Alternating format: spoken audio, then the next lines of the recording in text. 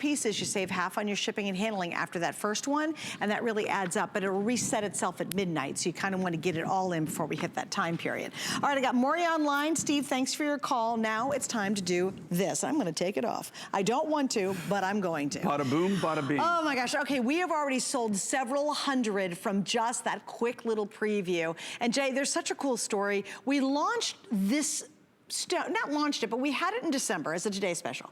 And I remember you and I think we launched it. You and I did the launch on it. We launched it. It just blew out. I think it was sold by the morning. It really sold out. We sold it out. We sold it out in 2.5 airings. Whereas R2, like at 2 a.m. We sold it, okay, in the morning. You and I launched it. We sold 3/4 of what was available. By 2 a.m. And then we weren't even like 7 minutes into the next presentation and we sold it out. Sold out. The day. So, how does this relate to that history? Okay, so here's the thing. That was fabulous, okay, to do that. And thank you so much for that. Really made my morning, made my day. That was Christmas. It was after Christmas in December. The story on this is this, okay? And we've got some. These are great pictures, and this is the same necklace, same material.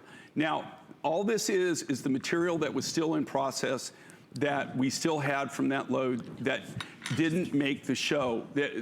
So this is the last of the necklaces. There's not oodles and boodles of them. It's just for the people. What we're showing you here, this is actually the 70s. Right here, you're looking at, and those are the original, those are American miners. And then the little man, the Chinese man right there, that's one of my partners. He's the only person, he's got 3 different citizenships, okay? One of them, yes, Canadian, US, Chinese, and then Hong Kong, he's got a British passport. He's got all kinds of passports. But he's a very interesting person. And he's a member of the Chu family. The Chu family is the one that owned the Hubei Now you can see right there, that's him. So but tell him how you found it. Okay. This is the craziest thing. This is, okay, see the far person on the far right. Okay. That's the nephew, right? Right. Okay, the older gentleman there, who was one of the original miners, you saw his picture, right? Okay, he was one of the original guys. Okay, his uncle, or the uncle of the nephew right there, is one of the original partners in the Hubei. And he had a private stash. People are miners, and I come from a mining family too. On my mother's side, they're the miners.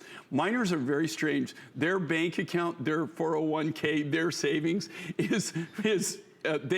whatever they're mining, they collect the specimens and stuff like that and the really cool stuff, and then they stash it, right? They hide and it. So this is hidden. This was hidden. He had a room of this. Nobody knew about it. Now, you have to understand, he's in his 80s. He's in his 80s. And because of my relationship with Mr. Chu, because of my relationship with him, he was able to put this together. He found it. This was like just crazy, crazy. Well, wasn't it you had some flashlights? Well, and you went in. Well, didn't he tell you to come on in and look at this? Well, we went, no, okay. Well, I got, okay, so I can't go, okay. No, I know what you're talking about. You know what I'm talking about? Okay, so here's the thing. Okay, so I can't even go to that mine. Right. You can't even go to that area. Even the Chinese can't go to that area. It's all shut down. And so the only reason that one of my partners, the older gentleman, could go in there is because he's a family member and they invited him to go. And they're actually doing a bronze statue of him and all kinds of crazy stuff. They're putting in they're putting in this big, huge museum and stuff like that that they're gonna have eventually for the Hubei mine. It's a huge historical event. Right. So they transported this, okay, to a warehouse, right? And we went in. And then that's what we did. We're doing the flashlights, and I'm looking at this, and I'm going, flashlights. And I'm going, like, what the heck? And he had this. Now I got to tell you, they know what this material's worth, and they know how rare it is. And if it wasn't for the family connections and stuff, and the friendships that I have with a lot of these guys and a lot of these miners, there's no way in heck that we would have been able to buy this. We bought it. We put it on. That was a launch. Okay, you just don't see this material. Okay, this is what they call antique. It's vintage. This all was started. But think about this, okay? This was the first material that ever came out of China. China was a closed society. And I know everything that's going on right now and everything like that, but I gotta tell you, the history of this is really amazing. You saw the Americans, it was American miners that actually went in, showed them when they opened it up, went into Hubei, showed them how to mine it, showed them how to actually cut it. They didn't even know how to cut it and stuff. These are some of the original miners, and that's my partner there. You saw the picture of him today, right? Right. That's him. Look how young he is, that's right? Great. And what year was that approximately? That's probably I would say that's probably around 78. Okay. 78, 79, right in there, maybe early 80s. And it was when was it stop? When did they stop getting it? They stopped mining it in the mid 80s, and what happened is because you saw that the tunnels and stuff that went in there, well, you know, their mining practices weren't maybe, you know, top notch at that time, right? It was very rudimentary. They had a lot of cave-ins, had a lot of problems. The government came in, they shut it all down. And so you cannot mine that anymore. And that it shut down the material. But just the historical significance of this, all right? And this is truly something that is collectible. I'm just telling you right now, okay, you can't go get this. You can't just go buy this. And the only reason that we're even having this, and we have this small amount that we have left over, is when we launched it in December, as we were cutting it, of course, you know, it takes us a long time. We still had some in the works, but you know, to make these, right? Oh, yeah. It's not like you just throw some material in one side of a machine and pull a lever. I mean, so there was some of the beads that were still in process that didn't make it, that hadn't been to final polish, they hadn't drilled. We didn't know how much we had. These blew out, like I said, 2.5 earrings, 2.5 earrings, totally gone. We had so many people that missed out on it. They said, is there any way, do we have any? So we finished what we had left, and that's what you're seeing here. This is it. When these are gone, guys, there's gone. And they're gone for the fact that there's no way I can make anything else if I don't have the material. The chances of getting this material are literally zero. Wow. It's just absolutely zero. This was a miracle to be able to get this. Can I tell you the funny story though? So we're getting ready for it, and I come in to do the show. This is the launch in December when we had the original Today Special. And I'm looking at my script and I go, Hubei? We're not doing a Today Special on Hubei. There's no way. I know it's not been around since the 70s or late 80s, whatever. It's not, you can't get it. It's one of the rarest turquoise in the entire world, right? And I thought, there's no way we're doing a Today Special. And I kept thinking about it. I thought, how in the world did he get a hold of this? And then when you told the story on air, it just blew my mind. I'm like, no way. Of course, it would be Jay King, who happens to have someone who stumbled across it and said, by the way, we've got some Hubei. And I was like, it was almost like opening up a time capsule. That's to me what this is. Because if you're a collector of exotic gemstones, or you love really unique jewelry, if you want something that's so historically significant as well, it's the epitome of what I think, Jay, we all live for, those of us who love gemstones. You want the rare, you want the one that most people don't have. You want the highly collectible. Gang, this isn't just, oh, it's a great family piece and you'll pass it down. It's one of the most coveted and most collected and most sought after turquoise in the world. And it's because it's the vintage. It's not around anymore. And I think to have this on sale, you're saving, what, $40, like $45 tonight, $40 tonight. Plus you've got big beads. These aren't little insignificant, I can barely see them. This has a beautiful, big presence. This is something that when you get it at home, you can tell the story to everybody else, but it's just a wild, crazy story. And I was like, Jay, how in the world did you find Hubei? I know, it's like, but only Jay would be able to pull that one off. Now, I do want to mention, you got to see the cuff. And Steve, if you're still watching and you do wear cuffs, I would 350% say, grab this cuff, Steve, because it would look great on a gal, fabulous on a guy, and that is that Hubei as well. Really big cabochons, a triple row. And then we also have the matching earrings. But I do want to reiterate this because it's so important to understand.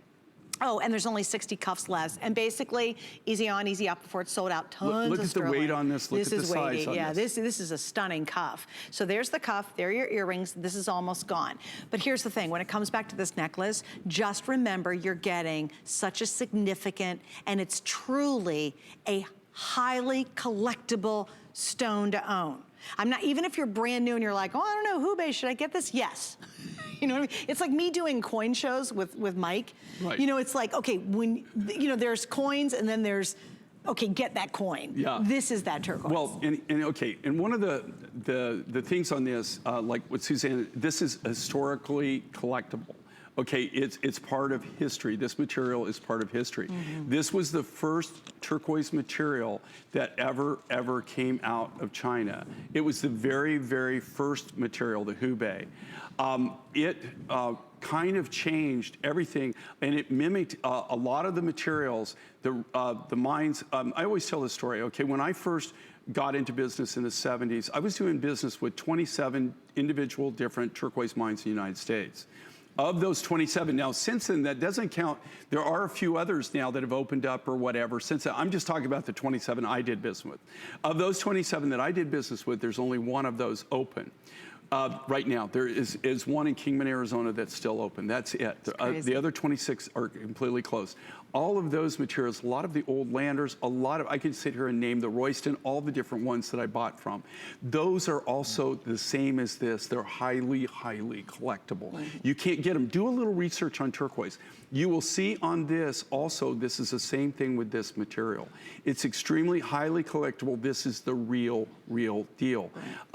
When I saw this and was able to get it, now this is something that I have zero chance of going to do it. In fact, how we were getting the Hubei that we got before, for 3 years I had a friend that did a buying program that went for all these little villages up in the Hubei region, because Hubei, there's not just one, I mean, there's, all these guys were involved in the mining, right?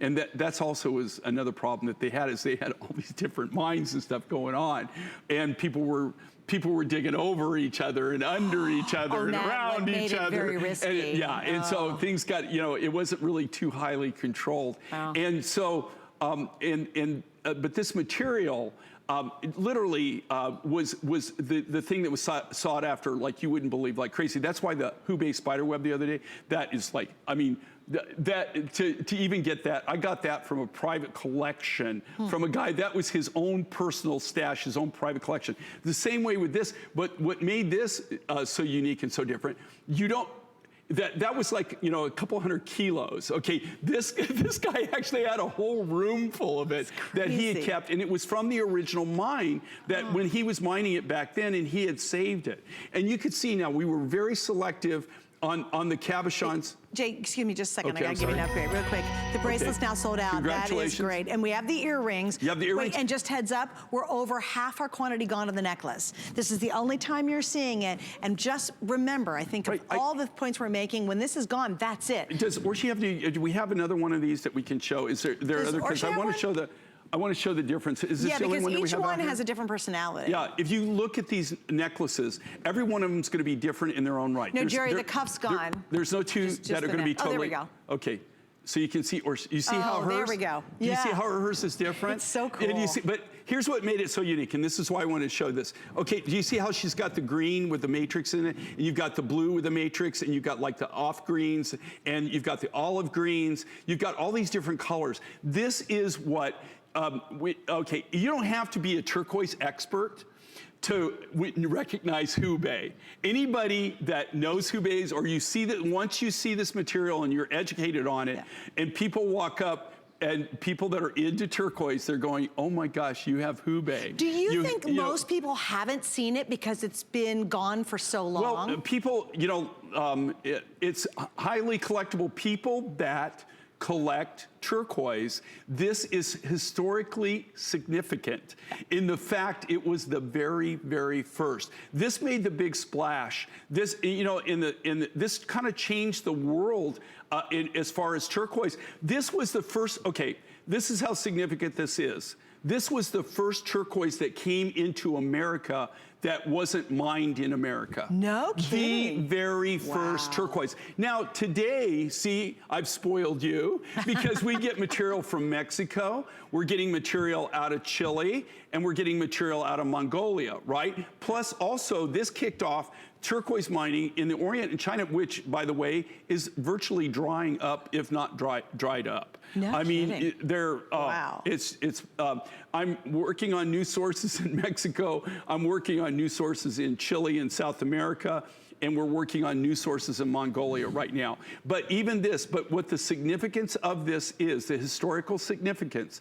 Think about this. This was the very, very first turquoise material ever to hit the American market that wasn't mined in America. Okay, that being said, that was from this area. Before that, people, when you were in Europe, you would see Egyptian turquoise, right? Which there would be Egyptian, but there wasn't a lot of it. It was mainly in gold. So you did see that. And there was a few people that sold some of that in America. But this was the first mass quantity that you actually saw another turquoise material come in. And I have to tell you too, it's just one of those exciting moments. And I was even shocked we had it back tonight. Because again, when we did the Hubei in December, I was like, no, how did he do this for today's special? Now, just so everybody knows, like on this necklace, okay, this is a massive Mondo necklace. Yeah. There is not a lot of these to go around. No. Okay? Oh, heavens no. This was the last of the rest. And the only reason I have this, these are all the beads. These were the beads that were in process. So they were in process that didn't make, if I would have put them on the same time, if I was able to get these in when we did the TS launch, you wouldn't be looking at this right now. They would have been in that day. They would have been gone. They would have been gone that show. Because you had them, they weren't finished is the problem. They weren't finished. They were just blocked out. They were cut. So the good news is, we got them for the show tonight. That's the great news. The bad news is they're almost gone. So if you just saw our little counter up there, we're at what, 800, 900? We're at 820 right now. You can just tell. This is one of those wonderful moments. With our 5 FlexPay, it's $40 over the next 5 months.